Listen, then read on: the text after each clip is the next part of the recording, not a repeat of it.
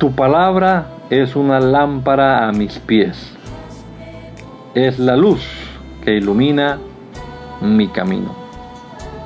Acompáñenos y leamos juntos la bendita palabra de Dios.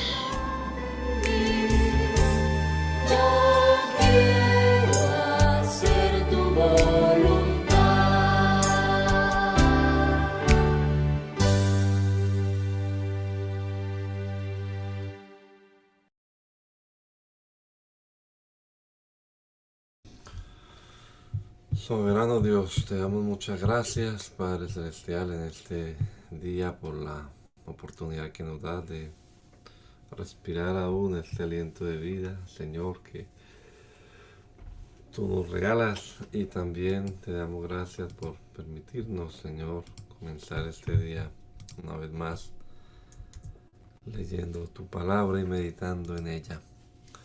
Danos mucho entendimiento, mi Dios, danos sabiduría, y que podamos nosotros entonces meditar en ella y sacar provecho de esas enseñanzas que están allí en tu palabra para nosotros. Ayúdanos, Señor. Te lo rogamos en el nombre poderoso de Jesús. Amén. Amén. Números, capítulo número 21. Y estamos en la versión Nueva Traducción Viviente. Dice la palabra del Señor: el rey cananeo de Arad, que vivía en el Negev, oyó que los israelitas se acercaban por el camino que atraviesa a Tarim. Así que atacó a los israelitas y tomó a algunos como prisioneros. Entonces Israel hizo un voto al Señor: si entregas a este pueblo en nuestras manos, destruiremos por completo todas sus ciudades. El Señor oyó la petición de los israelitas y dio la victoria sobre los cananeos. Así que los israelitas los destruyeron por completo junto con sus ciudades, y desde entonces ese lugar se llamó Horma. Luego el pueblo de Israel salió del monte Hor y tomó el camino hacia el Mar Rojo para bordear la tierra de Edom. Pero el pueblo se impacientó con tan larga jornada y comenzó a hablar contra Dios y Moisés: ¿por qué nos sacaron de Egipto para morir aquí en el desierto? Se quejaron. Así que aquí no hay nada para comer ni agua para beber. Además, detestamos este horrible maná. Entonces el Señor envió serpientes venenosas entre el pueblo, y muchos fueron mordidos y murieron. Así que el pueblo acudió a Moisés y clamó: hemos pecado al hablar contra el Señor y contra ti. Pide al Señor que quite las serpientes. Así pues Moisés oró por el pueblo. Entonces el Señor le dijo a Moisés: haz la figura de una serpiente venenosa y átala a un poste. Todos los que sean mordidos vivirán tan solo con mirar la serpiente. Así que Moisés hizo una serpiente de bronce y la ató a un poste. Entonces los que eran mordidos por una serpiente miraban la serpiente de bronce y se sanaban. Después los israelitas viajaron a Obot y acamparon allí. Luego siguieron a Ijeabarim, en el desierto situado en la frontera oriental de Moab. Y de allí viajaron al valle del arroyo Sereb y armaron el campamento. Después partieron y acamparon en el otro lado del río Arnón, en el desierto, junto al territorio amorreo. El río Arnón forma la frontera que divide a los moabitas de los amorreos. Por esta razón, el libro de las guerras del Señor habla de la ciudad de Baeb en la región de Sufa, de los barrancos del río Arnón y de los barrancos que se extienden hasta los asentamientos de Ar en la frontera de Moab. De allí los israelitas viajaron a ver el pozo donde el Señor le dijo a Moisés: reúne al pueblo y yo les daré agua. Allí los israelitas entonaron el siguiente canto: brota, oh pozo. Sí, canten sus alabanzas. Canten de este pozo que príncipes excavaron, que grandes líderes abrieron con sus cetros y varas. Luego los israelitas salieron del desierto y pasaron por Mataná, Nahaliel y Bamot. Después fueron al valle de Moab, donde está la cima del monte Pisga, con vista a la tierra baldía. Después los israelitas enviaron embajadores a Sehón, rey de los amorreos, con el siguiente mensaje: permítenos atravesar tu territorio. Tendremos cuidado de no pasar por tus campos y viñedos, ni siquiera beberemos agua de tus pozos, seguiremos derecho por el camino real hasta que hayamos atravesado tu territorio. Sin embargo, el rey Sehón rehusó permitirles atravesar su territorio y en cambio movilizó a todo su ejército y atacó a Israel en el desierto y peleó con ellos en Jaasa. Así que los israelitas los masacraron a filo de espada y ocuparon su tierra, desde el río Arnón hasta el río Jaboc. Avanzaron solo hasta los límites de los amonitas porque su frontera estaba fortificada. De manera que Israel tomó todas las ciudades amorreas y se estableció en ellas, incluida la ciudad de Hesbón y sus aldeas vecinas. Hesbón había sido la capital de Sehón, rey de los amorreos. Él había derrotado al rey moabita anterior y se había apoderado de toda su tierra hasta el río Arnón. Por eso los poetas antiguos escribieron lo siguiente sobre él: vengan a Hesbón, que sea reconstruida, que la ciudad de Sehón sea restaurada. Un fuego ardiente salió de Hesbón, un incendio de la ciudad de Sehón quemó la ciudad de Ar en Moab. De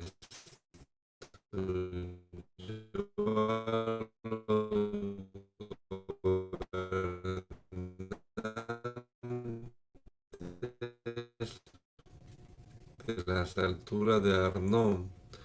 ¿Qué aflicción te espera, oh pueblo de Moab? Están acabados, oh adoradores de Quemos. Quemos dejó a sus hijos como refugiados.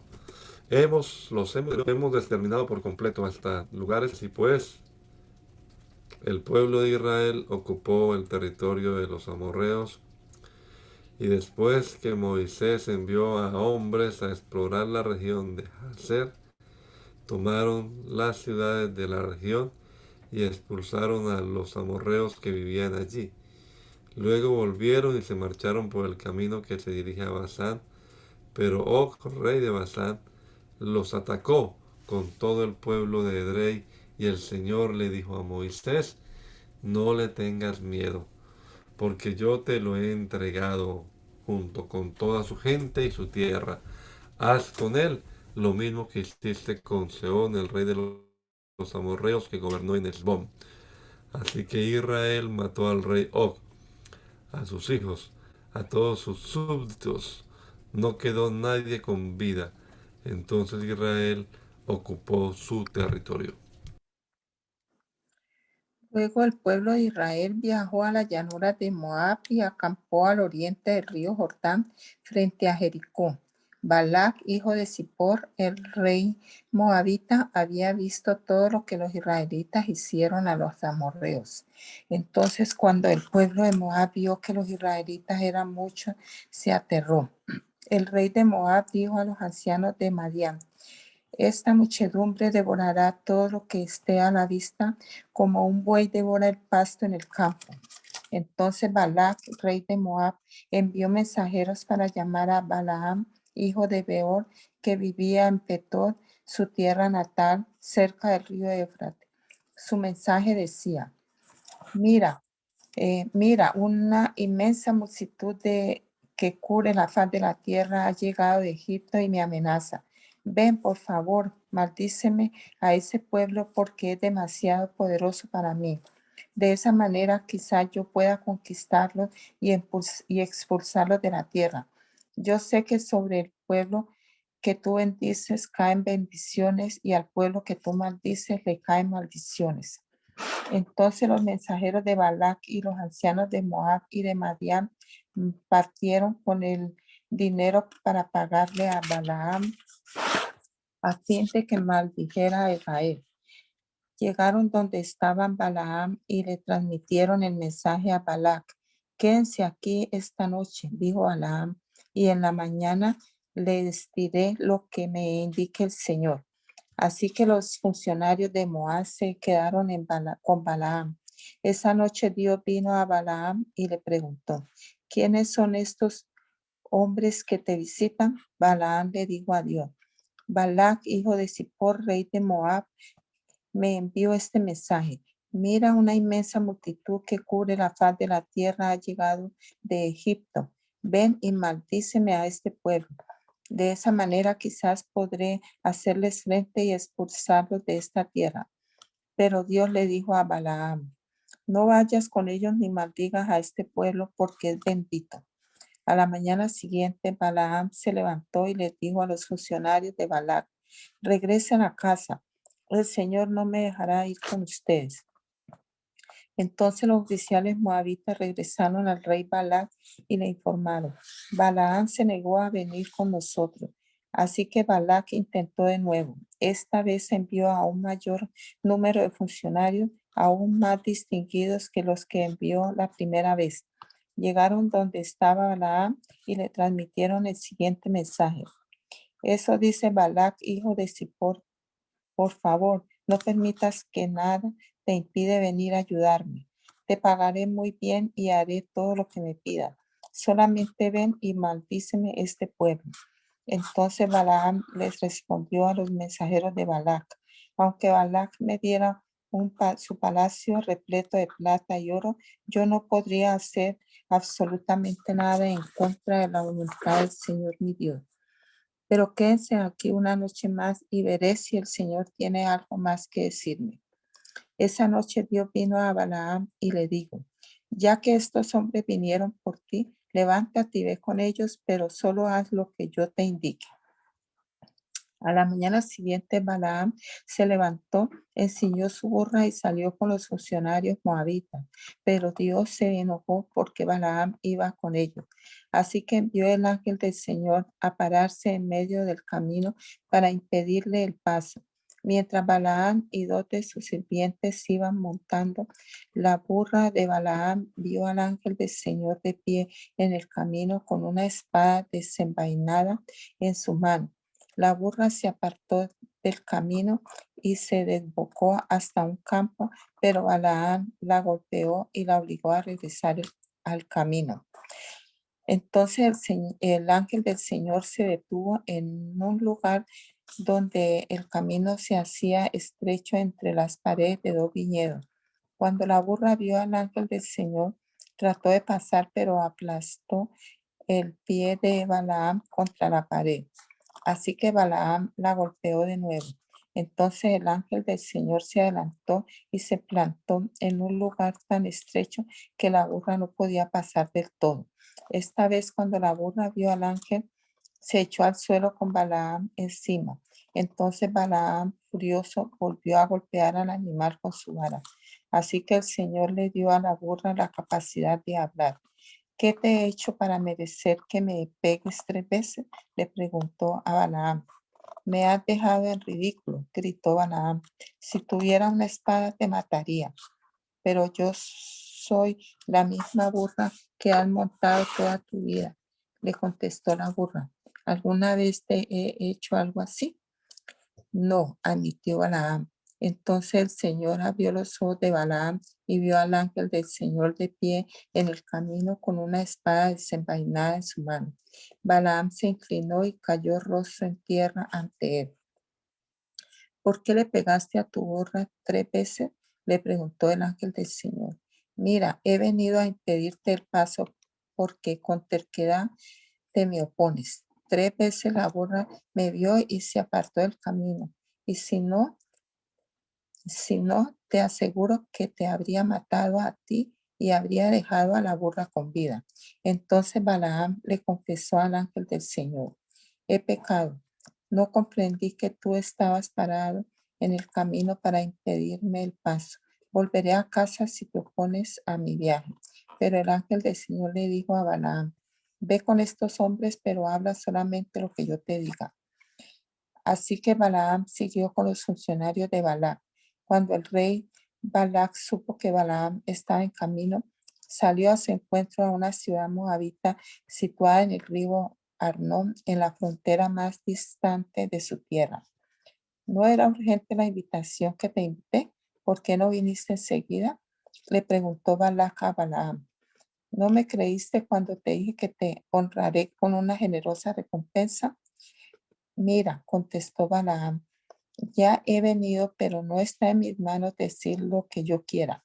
Hablaré únicamente el mensaje que Dios ponga en mi boca. Luego Balaam acompañó a Balac a Kiriat Usot. Allí el rey sacrificó ganado y ovejas y envió porciones de la carne a Balaam y a los oficiales que estaban con él. A la mañana siguiente Balac subió con Balaam a un lugar llamado Bamot-Baal y desde allí se podía ver parte del pueblo de Israel. Entonces Balaam le dijo al rey Balac: Constrúyeme aquí 7 altares y prepara 7 becerros y 7 carneros para que los sacrifique. Balac siguió sus instrucciones y los dos sacrificaron un becerro y un carnero en cada altar. Entonces Balaam le dijo a Balac: quédate aquí con tus ofrendas quemadas y yo iré a ver si el Señor me responde. Entonces te diré lo que él me revele. Así que Balaam fue solo a la cima de una colina sin vegetación y allí se reunió Dios con él. Balaam le dijo: preparé 7 altares y sacrifiqué un becerro y un carnero en cada altar. El Señor le dio a Balaam un mensaje para el rey Balac y después le dijo: regresa donde está Balac y dale mi mensaje. Así que Balaam volvió y encontró al rey de pie al lado de sus ofrendas quemadas con todos los funcionarios de Moab. Este es el mensaje que Balaam le transmitió: Balac me mandó a llamar desde Aram. El rey de Moab me trajo de las colinas del oriente. Ven, me dijo, maldíceme Jacob, ven y anuncia la ruina de Israel. Pero ¿cómo puedo maldecir a quienes Dios no ha maldecido? ¿Cómo puedo condenar a quienes el Señor no ha condenado?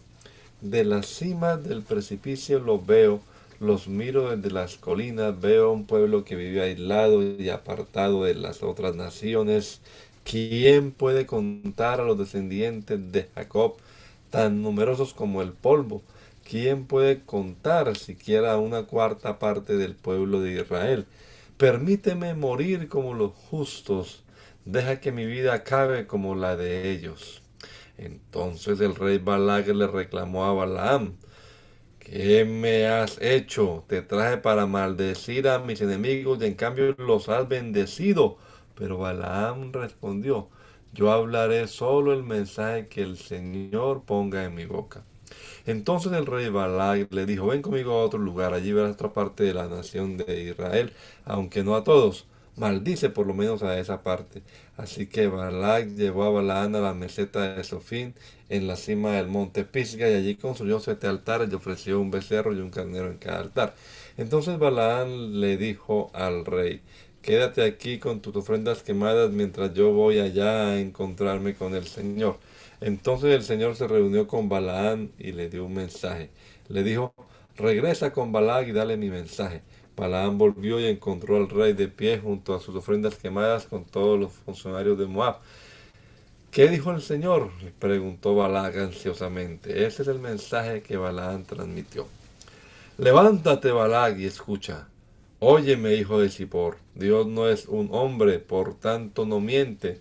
Él no es un humano, por tanto no cambia de parecer. ¿Acaso alguna vez habló sin actuar? ¿Alguna vez prometió sin cumplir? Escucha, yo recibí la orden de bendecir. Dios ha bendecido y yo no puedo revertirlo. Ninguna desgracia está en su plan para Jacob. Ningún problema espera a Israel, pues el Señor su Dios está con ellos. Él ha sido proclamado su rey. Dios los sacó de Egipto. Para ellos Él es tan fuerte como un buey salvaje. Ninguna maldición puede tocar a Jacob. Ninguna magia ejerce poder alguno contra Israel. Pues ahora se dirá de Jacob: ¿qué maravillas ha hecho Dios por Israel? Este pueblo se levanta como una leona, como un majestuoso león que se despierta. Ellos se niegan a descansar hasta que hayan devorado su presa y beben la sangre de los que han matado. Entonces Balac le dijo a Balaam: está bien si no los maldices, pero al menos no los bendigas. Así que Balaam le respondió a Balac: no te dije que solo podré hacer lo que el Señor me indicara. Entonces el rey Balac le dijo a Balaam: ven, te llevaré a un lugar más. Quizás esto agrade al Señor y te permita maldecirlo desde allí. Así que Balac llevó a Balaam a la cima del monte Peor, con vista a la tierra baldía. Allí Balaam le dio, le dijo de nuevo a Balac: Construyeme 7 altares y prepara 7 becerros y 7 carneros para que yo los sacrifique. Entonces Balac hizo lo que Balaam le pidió y ofreció un becerro y un carnero en cada altar. Finalmente Balaam comprendió que el Señor estaba decidido a bendecir a Israel, así que no recurrió a la adivinación como antes. En cambio, se dio vuelta y miró hacia el desierto, donde vio al pueblo de Israel acampado por tribus. Entonces el Espíritu de Dios vino sobre él y le dio el siguiente mensaje. Este es el mensaje de Balaam, hijo de Beor, el mensaje del hombre cuyos ojos ven con claridad, el mensaje del que oye las palabras de Dios, del que ve una visión que proviene del Todopoderoso y se inclina con los ojos abiertos. Qué hermosas son tus carpas, oh Jacob, qué bellos son tus hogares, oh Israel. Se extienden ante mí como arboledas de palmeras, como jardines por la ribera. Son como altos árboles plantados por el Señor, como cedros junto a las aguas.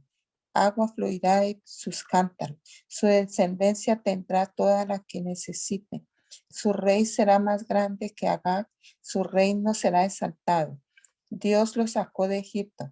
Para ellos, Él es tan fuerte como un buey salvaje. Él devora a las naciones que se le oponen. Quiebra sus huesos en pedazos y las atraviesa con flechas. Como un león, Israel se agazapa y se extiende. Como una leona, quien se atreve a despertarla. Bendito todo el que te bendice, oh Israel, y maldito todo el que te maldice. Entonces el rey Balac se enfureció contra Balaam y en señal de enojo palmeó las manos y gritó: yo te llamé para maldecir a mis enemigos, en cambio los has bendecido 3 veces. Fuera de aquí ahora mismo, vuelve a tu casa. Te prometí una generosa recompensa, pero el Señor te ha impedido que la recibieras. Balaam le dijo a Balac: ¿no recuerdas lo que expliqué a tus mensajeros? Dije, aunque Balac me diera su palacio repleto de plata y oro, no podría hacer absolutamente nada en contra de la voluntad del Señor. Te advertí que únicamente podría decir lo que el Señor me dijera. Ahora me regreso a mi propia gente, pero primero déjame decirte lo que los israelitas harán a tu pueblo en el futuro. Balaam dio el siguiente mensaje. Este es el mensaje de Balaam, el hijo de Beor, el mensaje del hombre cuyos ojos ven con claridad, el mensaje del que oye las palabras de Dios, del que tiene conocimiento, dado por el Altísimo, del que ve una visión que proviene del Todopoderoso y se inclina con los ojos abiertos. Lo veo a él, pero no aquí ni ahora. Lo percibo, pero lejos en un futuro distante. Una estrella se levantará de Jacob, un cetro surgirá de Israel. Aplastará la cabeza del pueblo de Moab y partirá el cráneo de la gente de Set. Y tomarás posesión de Edom. Y a Seir, su enemigo, lo conquistará, mientras Israel marcha adelante en triunfo. Un gobernante se levantará en Jacob que destruirá a los sobrevivientes de Ar. Luego Balaam miró hacia el pueblo de Amalek y dio este mensaje. Amalek fue la más importante de las naciones, pero su destino es la destrucción. Después miró hacia los ceneos y transmitió el siguiente mensaje. Su casa está segura, su nido está entre la roca, pero los ceneos serán destruidos cuando Asiria los lleve cautivo. Balaam concluyó sus mensajes con estas palabras. Ay, ¿quién puede sobrevivir a menos que Dios lo disponga? Naves vendrán de las costas de Chipre y oprimirán a Asiria y afligirán a Eben, pero ellos también serán destruidos por completo. Entonces Balaam se fue y regresó a su casa. Balac también se fue y tomó su camino.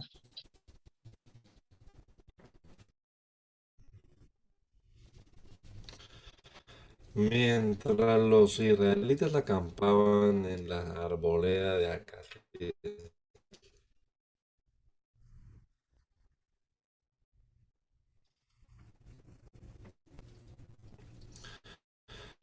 mientras los israelitas acampaban en la arboleda de Acaz, contaminaron al tener relaciones sexuales con las mujeres a los sacrificios de sus dioses, así que los de Moab.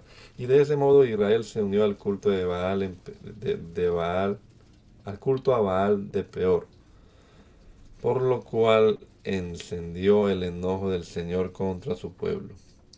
Entonces el Señor le dictó a Moisés la siguiente orden: detén a todos los cabecillas y ejecútalos delante del Señor a plena luz del día, para que su ira feroz se aleje del pueblo de Israel.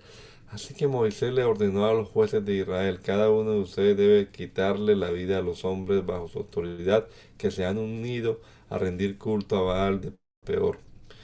En ese momento, mientras todos lloraban a la entrada del tabernáculo, un israelita llevó a un madianita a su carpa ante los ojos de Moisés y de todo el pueblo. Cuando Fines, hijo de Eleazar y nieto del sacerdote Aarón, lo vio, se levantó de un salto y salió de la asamblea y fue y tomó una lanza.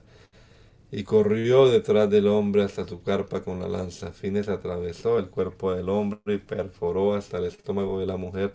Y entonces se detuvo la plaga de los israelitas, contra los israelitas. Pero ya habían muerto 24,000 personas. Así que el Señor le dijo a Moisés: Finés, hijo de Eleazar y nieto del sacerdote Aarón, alejó mi enojo de los israelitas porque demostró entre ellos el mismo celo que yo. Así que dejé de destruir a todo Israel como pensaba hacerlo a causa de mi enojo, del enojo de mi celo. Ahora dile que establezco con él mi especial pacto de paz, por medio del cual doy a él y a sus descendientes el derecho perpetuo al sacerdocio, pues su celo por mí, su Dios, purificó al pueblo de Israel y los hizo justos ante mí. E Israel, que murió con la madianita, el israelita que murió con la madianita se llamaba Simri, hijo de Salú, jefe de una familia de la tribu de Simeón. La mujer se llamaba Cosbi, hija de Sur, jefe de un clan madianita. Entonces el Señor le dijo a Moisés: ataca a los madianitas y destruyelos, porque los agredieron con artimañas y los engañaron para que rindieran culto a Baal de Peor, y también por causa de Cosbi, hija de un jefe madianita, que murió durante la plaga debido a lo que ocurrió en Peor. Una vez que pasó la plaga, el Señor le dijo a Moisés y a Eleazar, hijo del sacerdote Aarón: registren por familia los nombres de los guerreros de toda la comunidad israelita. Anoten en una lista a todos los hombres de 20 años o más y que sean aptos para la guerra. Así que allí en la llanura de Moab, junto al río Jordán, frente a Jericó, Moisés y el sacerdote Eleazar dieron las siguientes instrucciones a los jefes de Israel. Anoten en una lista a todos los hombres de Israel de 20 años o más, así como el Señor le ordenó a Moisés. Este es el registro de todos los descendientes de Israel que salieron de Egipto. Estos eran los clanes descendientes de los hijos de Rubén, el hijo mayor de Jacob. El clan Anoquita, nombrado así por su antepasado Anoc. El clan Faluita, nombrado así por su antepasado Falú. El clan Esronita, nombrado así por su antepasado Esrom. El clan Carmita, nombrado así por su antepasado Carmi. Esos eran los clanes de Rubén. Sus tropas registradas sumaron 43,730 hombres. Falú fue el antepasado de Eliab y Eliab fue el padre de Nemuel, Datán y Abiram. Datán y Abiram son los mismos jefes de la comunidad que conspiraron contra Moisés y Aarón junto con Coré cuando se rebelaron contra el Señor. Pero la tierra abrió su boca y se los tragó juntamente con Coré, y el fuego devoró a 250 de sus seguidores. Esto sirvió de advertencia a la nación entera de Israel. Sin embargo, los hijos de Coré no murieron ese día. Estos eran los clanes descendientes de los hijos de Simeón. El clan Gemuelita, nombrado así por su antepasado Gemuel. El clan Jaminita, nombrado así por su antepasado Jamín. El clan Jaquinita, nombrado así por su antepasado Joaquín. El clan Soarita, nombrado así por su antepasado Soar. El clan Saulita, nombrado así por su antepasado Saúl. Esos eran los clanes de Simeón. Sus tropas registradas sumaron 22,200 hombres. Estos eran los clanes descendientes de los hijos de Gad.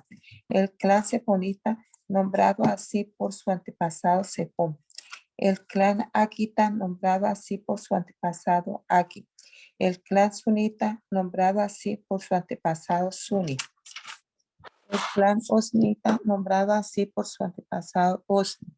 El clan Erita, nombrado así por su antepasado Eri. El clan Arodita, nombrado así por su antepasado Arodi. El clan Arelita, nombrado así por su antepasado Areli. Esos eran los clanes de Gad. Sus tropas registradas eran 40,500 hombres. Judá tenía 2 hijos, Er y Onán, que murieron en la tierra de Canaán. Estos eran los clanes descendientes de los hijos sobrevivientes de Judá.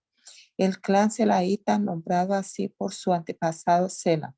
El clan Faresita, nombrado así por su antepasado Fares. El clan Seraita, nombrado así por su antepasado Sera. Estos eran los subclanes descendientes de los Faresitas. Los Esronitas, nombrados así por su antepasado Esrom. Los Amulitas, nombrados así por su antepasado Amul. Estos eran los clanes de Judá. Sus tropas registradas sumaron 76,500 hombres. Estos eran los clanes descendientes de los hijos de Isaacar. El clan Tolaita, nombrado así por su antepasado Tola. El clan Juanita, nombrado así por su antepasado Púa. El clan Jasubita, nombrado así por su antepasado Jasub. El clan Simronita, nombrado así por su antepasado Simrom. Esos eran los clanes de Isaacar.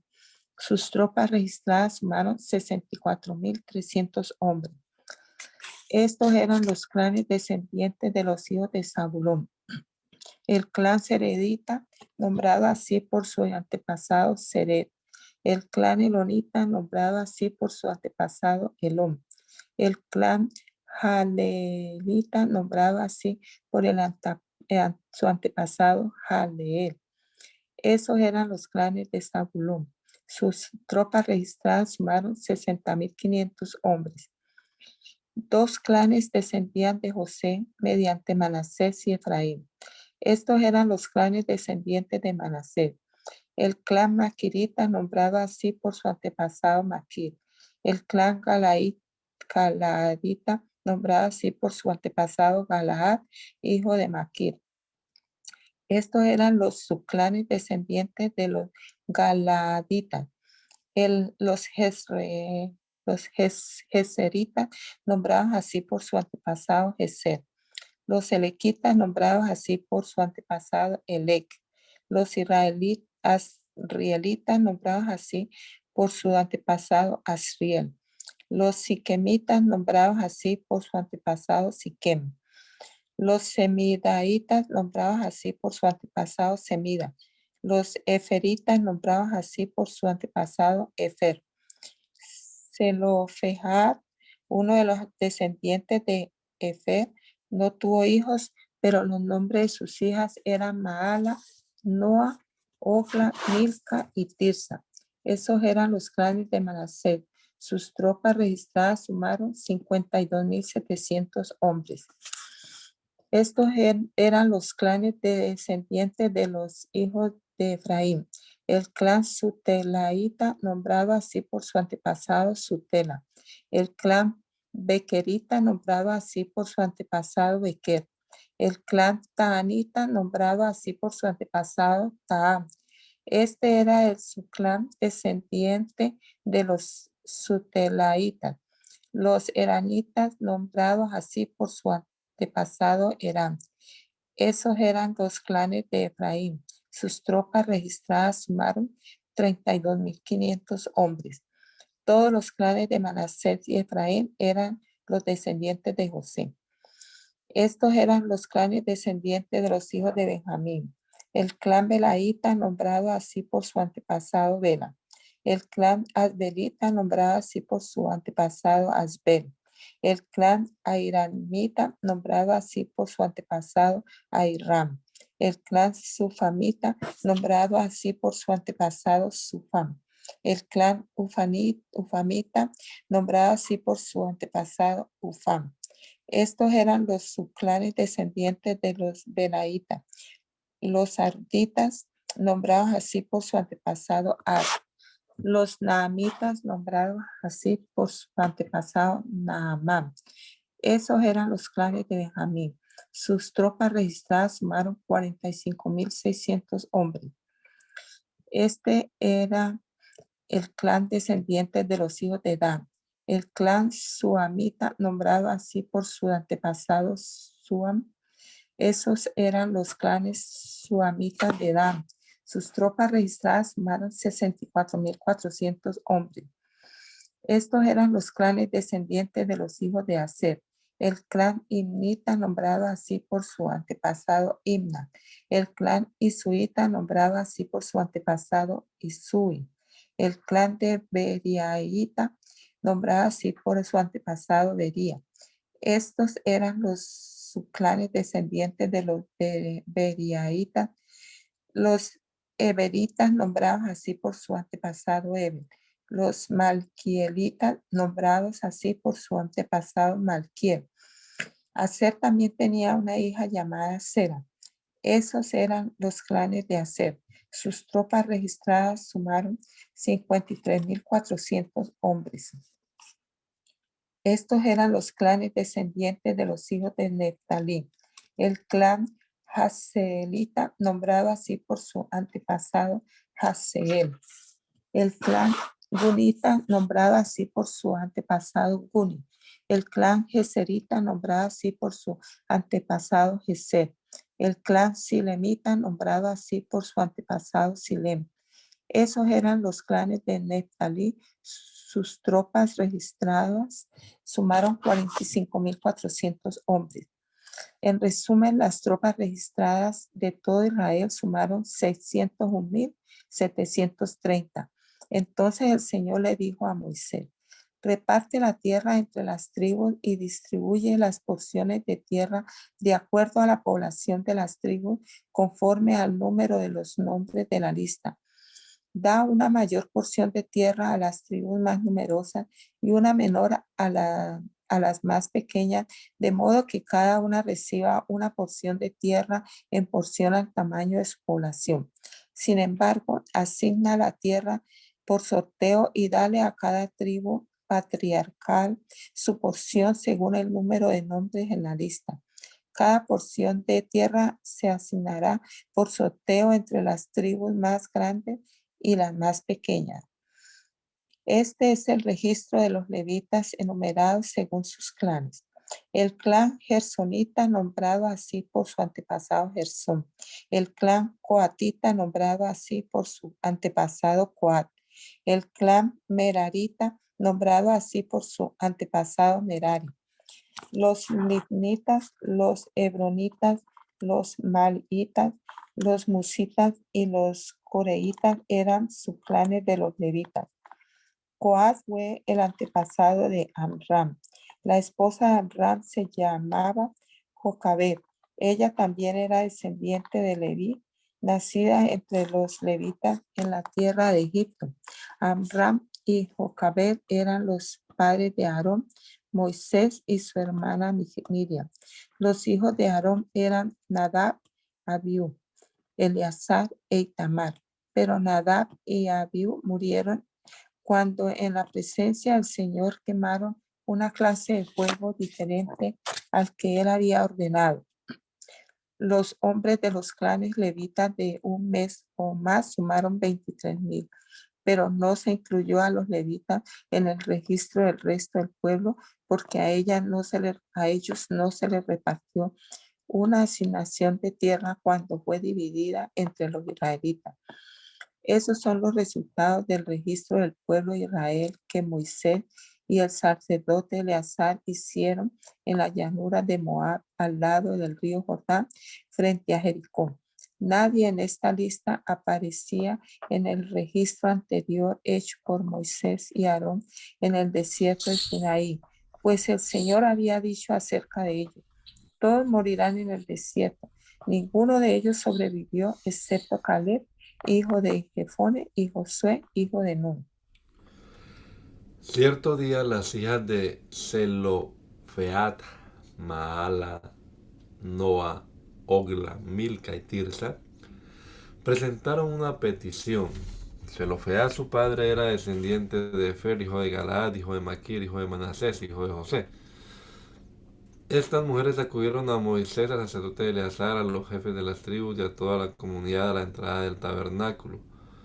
Ellas dijeron: nuestro padre murió en el desierto, pero no por estar entre los seguidores de Coré que se rebelaron contra el Señor, sino que murió debido a su propio pecado y no tuvo hijos varones.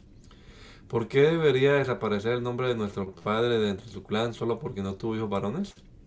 Denos una porción de tierra de entre el resto de nuestros parientes.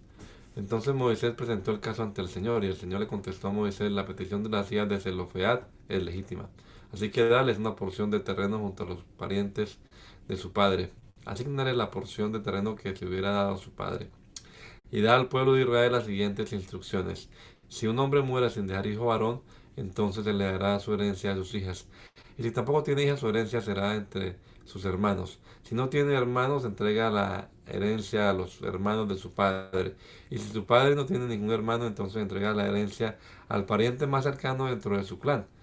Esto es un requisito legal para el pueblo de Israel, tal como el Señor lo ordenó a Moisés. Cierto día el Señor le dijo a Moisés: sube a una de las montañas al oriente del río y contempla la tierra que le he dado al pueblo de Israel. Después de verla, al igual que tu hermano Aarón, morirás, pues los dos se rebelaron contra mis instrucciones en el desierto de Sinf. Cuando los israelitas se rebelaron, a ustedes no les mostraron mi santidad junto a las aguas. Esas son las aguas de Meriba en Cádiz, en el desierto de Sin. Entonces Moisés dijo al Señor: oh Señor, tú eres el Dios que da aliento a todas las criaturas. Por favor, nombra un nuevo hombre como líder de la comunidad.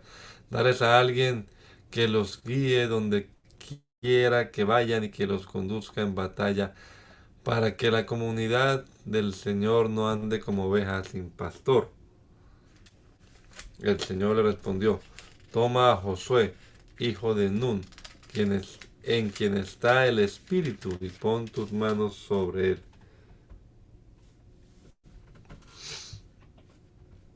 Preséntalo al sacerdote Eleazar entre la comunidad y públicamente encárgale que dirija al pueblo. Entrégale de tu autoridad para que toda la comunidad de Israel lo obedezca. Cuando se necesite dirección del Señor, Josué se presentará ante el sacerdote Eleazar, quien usará el Urín, uno de los sorteos sagrados que se hacen ante el Señor, para determinar su voluntad. De esta manera, Josué y el resto de la comunidad de Israel decidirán todo lo que se debe hacer.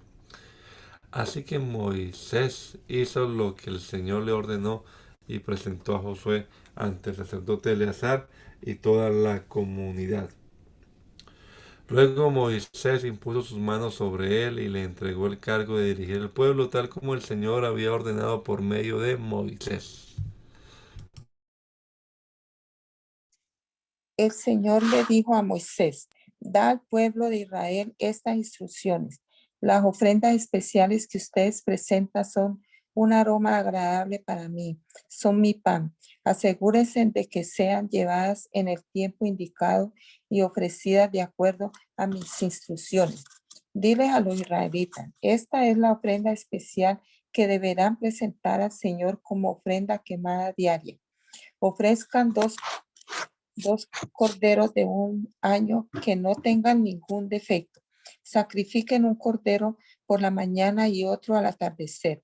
Con cada cordero entreguen una ofrenda de grano de 2 litros, aquí dice litros, de harina selecta mezclada con 1 litro de aceite puro de olivas prensada. Esta es la ofrenda quemada habitual instituida en el monte Sinaí como ofrenda especial, un aroma agradable al Señor. Junto con la ofrenda quemada presenten la ofrenda líquida apropiada de 1 litro de bebida fermentada por cada cordero y derrámenla en el lugar santo como ofrenda al Señor. Ofrezcan el segundo cordero al atardecer con la misma ofrenda de grano y ofrenda líquida. También es una ofrenda especial, un aroma agradable al Señor. En el día de descanso sacrifiquen 2 corderos de un año sin defecto junto con una ofrenda de grano de 4 kilos de harina selecta humedecida con aceite de oliva y una ofrenda líquida. Esta es la ofrenda quemada que se presentará cada día de descanso, además de la ofrenda quemada habitual y su correspondiente ofrenda líquida. El primer día de cada mes presenten al Señor una ofrenda quemada adicional de 2 becerros, un carnero y 7 corderos de un año, todos sin defecto. Estas ofrendas deben ser acompañadas de ofrendas de grano de harina selecta humedecida con aceite de oliva, 6 litros por cada becerro, 4 litros de cada carnero y 2 litros por cada cordero. Esta ofrenda quemada será especial, un aroma agradable al Señor. Ofrezcan también una ofrenda líquida con cada sacrificio. 2 litros de vino por cada becerro, 1 litro y tercio por cada carnero y 1 litro por cada cordero. Presenten esta ofrenda quemada el primer día de cada mes durante todo el año. El primer día de cada mes ofrezcan también al Señor un chivo como sacrificio por el pecado, además de la ofrenda quemada habitual y su correspondiente ofrenda líquida. Deben celebrar la Pascua del Señor el día 14 del primer mes. El siguiente día, el día 15 del mes, se iniciará un festival jubiloso de 7 días, pero no comerán pan preparado con levadura. El primer día del festival será un día oficial para celebrar una asamblea santa y no harán ningún trabajo habitual. Como ofrenda especial presenten al Señor una ofrenda quemada, 2 becerros, un carnero y 7 corderos de un año, todos sin defecto. Estas serán acompañadas de las ofrendas de grano de harina selecta humedecida con aceite de oliva, 6 litros con cada becerro, 4 litros con el carnero y 2 litros con cada uno de los 7 corderos. Ofrezcan también un chivo como ofrenda por el pecado para purificarse y hacerse justos ante el Señor. Estas ofrendas las presentarán además de la ofrenda quemada habitual de cada mañana. Este es el procedimiento que deberán seguir. En cada uno de los 7 días del festival, cuando preparen la comida, que presenten como ofrenda especial un aroma agradable al Señor. Estas las ofrecerán además de las ofrendas quemadas habituales y de las ofrendas líquidas. El 7º día del festival será otro día oficial para celebrar una asamblea santa, y ese día no harán ningún trabajo habitual. Durante el festival de la cosecha, cuando presenten al Señor lo primero de su nuevo grano, convoquen un día oficial para una asamblea santa, y ese día no harán ningún trabajo habitual. Ese día presenten una ofrenda quemada especial como un aroma agradable al Señor, compuesta de 2 becerros, un carnero y 7 corderos de un año. Estas serán acompañadas de las ofrendas de grano de harina selecta humedecidas con aceite de oliva, 6 litros con cada becerro, 4 litros con el carnero y 2 litros con cada uno de los 7 corderos. Ofrezcan también un chivo para purificarse y hacerse justos ante el Señor. Preparen estas ofrendas quemadas y especiales junto con sus ofrendas líquidas, además de la ofrenda quemada habitual y su correspondiente ofrenda de grano. Asegúrense de que los animales que sacrifiquen no tengan ningún defecto. Cada año, el primer día del mes señalado al principio del otoño, celebren el Festival de las Trompetas. Convoquen un día oficial para una asamblea santa y no hagan ningún trabajo habitual. Ese día deben presentar una ofrenda quemada como aroma agradable al Señor, un becerro, un carnero y 7 corderos de un año, todos sin defecto. Estas deben estar acompañadas de las ofrendas de grano de harina selecta, humedecidas con aceite de oliva, 6 kilos con el becerro, 4 kilos con el carnero y 2 kilos con cada uno de los 7 corderos. Además, sacrifiquen un chivo como ofrenda por el pecado para purificarse y hacerse justos ante el Señor. Estos sacrificios especiales, junto con sus ofrendas obligatorias de grano y las ofrendas líquidas, son, además de las ofrendas quemadas habituales, mensuales y diarias, se les presentarán como ofrenda especial al Señor, un aroma agradable a Él. 10 días después, el día 10 del mismo mes, convoquen otra asamblea santa. Ese día es el día del perdón. El pueblo no debe comer ni hacer ningún trabajo habitual. Deberán presentar una ofrenda quemada como aroma agradable al Señor, un becerro, un carnero y 7 corderos de un año, todos sin defecto. Estas ofrendas deben estar acompañadas por las ofrendas obligatorias de grano de harina selecta humedecida con aceite de oliva, 6 kilos de harina selecta con el becerro, 4 kilos de harina selecta con el carnero y 2 kilos de harina selecta con cada uno de los 7 corderos. Sacrifiquen también un chivo como ofrenda por el pecado.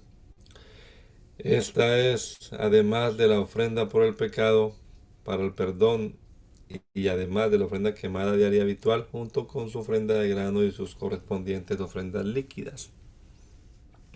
5 días después, el día 15 del mismo mes, convoquen otra asamblea santa de todo el pueblo, y ese día no hagan ningún trabajo habitual. Ese día es el comienzo del Festival de las Enramadas, un festival de 7 días al Señor. El primer día del festival presenten como ofrenda especial una ofrenda quemada como aroma agradable al Señor, 13 becerros, 2 carneros, 14 corderos de un año, todos sin defecto.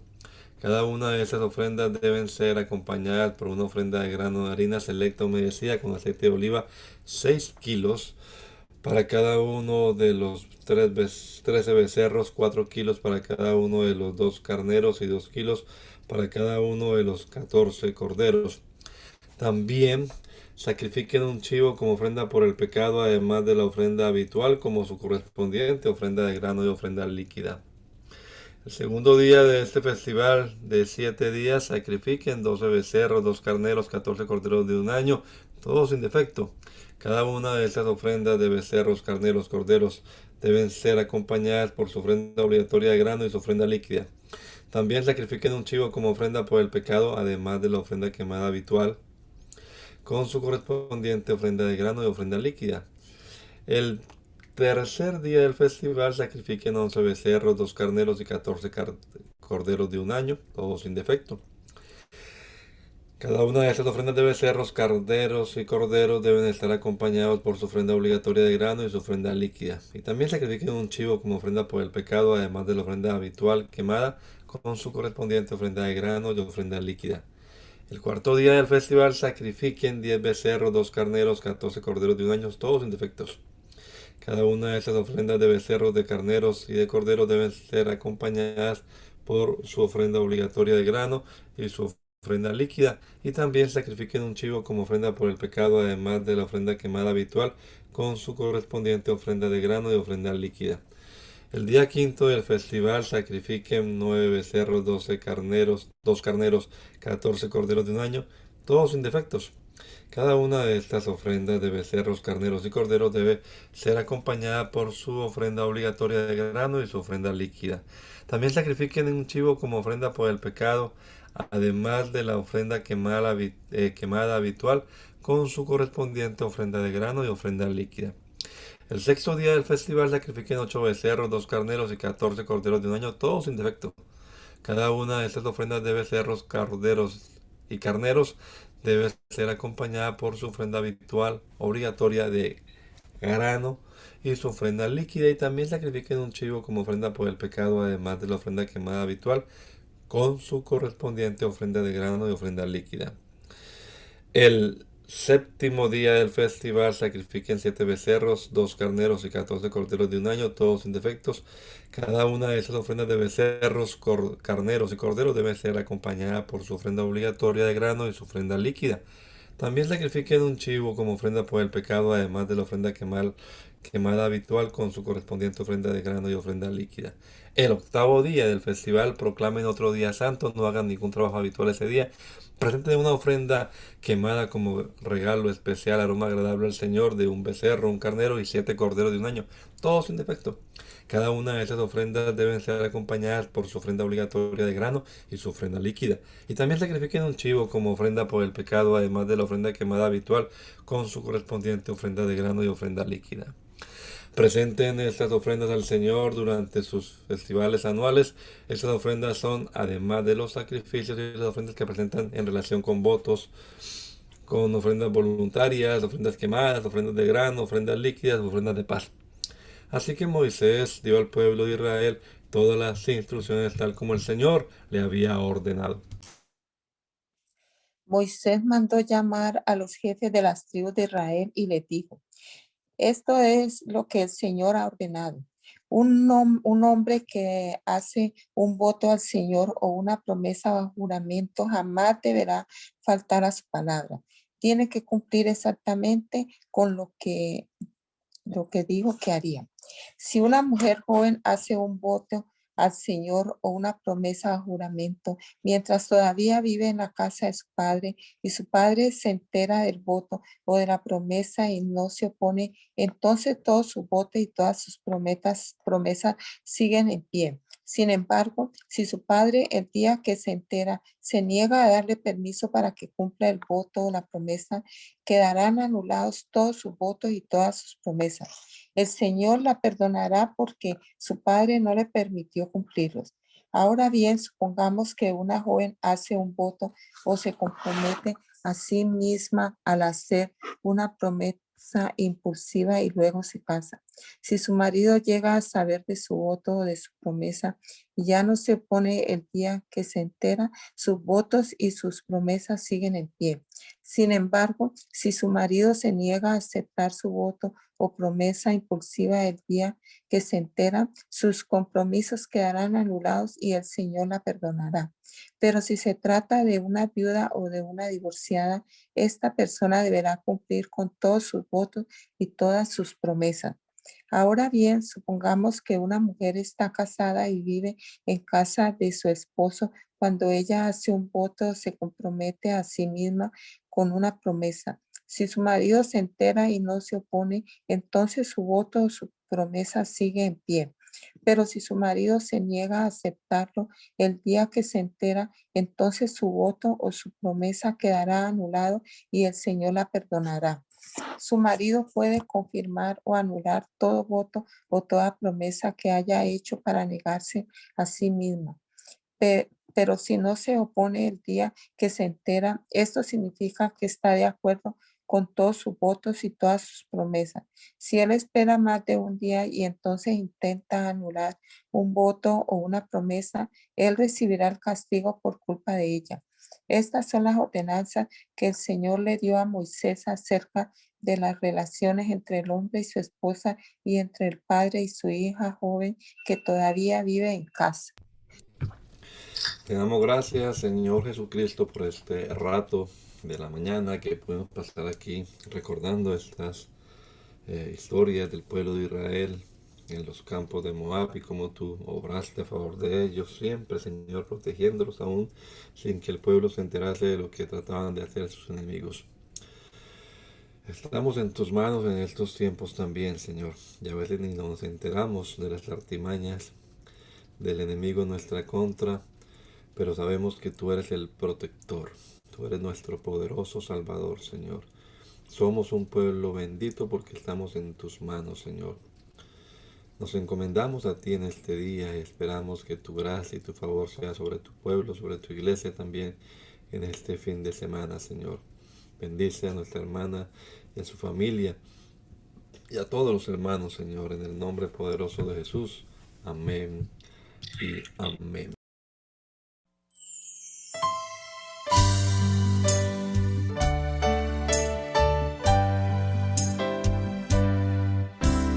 Hazme conocer tus pensamientos, hazme conocer tu voluntad. Yo quiero comprenderla y hacerla realidad en mí. Yo quiero hacer tu voluntad.